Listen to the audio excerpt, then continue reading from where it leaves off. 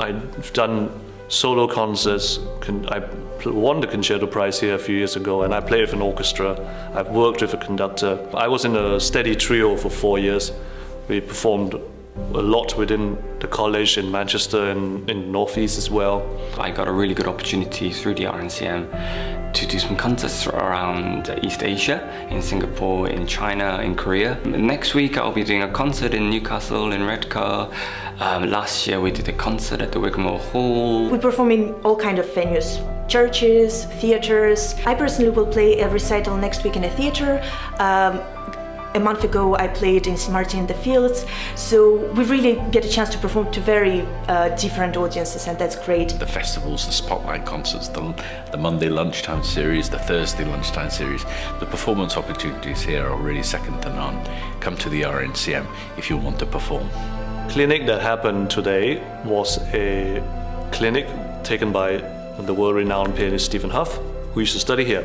Well, these clinics really are about taking one thing that someone finds difficult in a piece and seeing if we can put that right. Because I found that often you come to a piece and someone will say, oh, that's a really difficult piece. And actually that's not true. There are difficult parts in it. I brought him something from the Dante Sonata by Franz Liszt.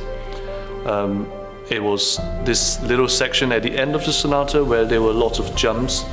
And the problem was that it was hard to get the accuracy needed, and the lightness and the liveliness that was required of the music after having played the whole sonata, which lasts more than 15 minutes. I have a problem with these double thirds. This trill is never even. I can't get these chords to be accurate. And so we work through a lot of material, and I find for an audience, certainly, it can be more entertaining and more interesting and maybe even more helpful than battling away for an hour on one piece. Stephen Hough has a very considered approach to solving problems, and he does things in steps, and he analyzes the problem and creates the solution to solve the problem. I hope then, therefore, it will form habits that will be useful for the rest of life, and also in other pieces. Because again, what will solve a problem in a Chopin etude will help in a Brahms intermezzo, perhaps. So this is all very related. We aim to make students employable, and employable through versatility. So contemporary piano is just one aspect of that, and jazz and accompaniment, pedagogy and so on and so forth just go towards making a total picture. Not only do I believe that at the RNCM I've developed as a pianist, both technically and musically, but I really believe the RNCM has helped me to develop as a musician and as a person.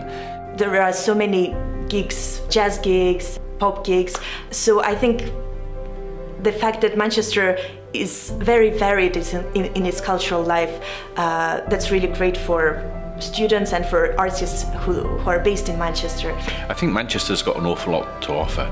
We have the Bridgewater Hall with concerts from the BBC Philharmonic and the Halle. It has some of the best restaurants I think you can find, from Chinatown to the Curry Mile. The city of Manchester, which is 10 or 15 minutes walk down Oxford Road, has everything you could want. Professional music making to the highest level, Halle, BBC, Phil, lots of professional orchestras and smaller groups. So you could go to 3 concerts every night if you so wished and had time to do it. Whether it's the principal, we really get to know all the staff, whether it's lecturers or your tutor, and you really feel that they really care for you all the time and really think about what you need at the stage of development.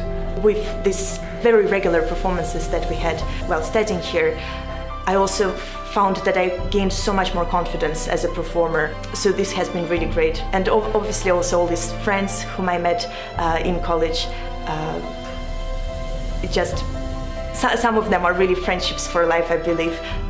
So that's something I'm gonna endlessly be grateful for.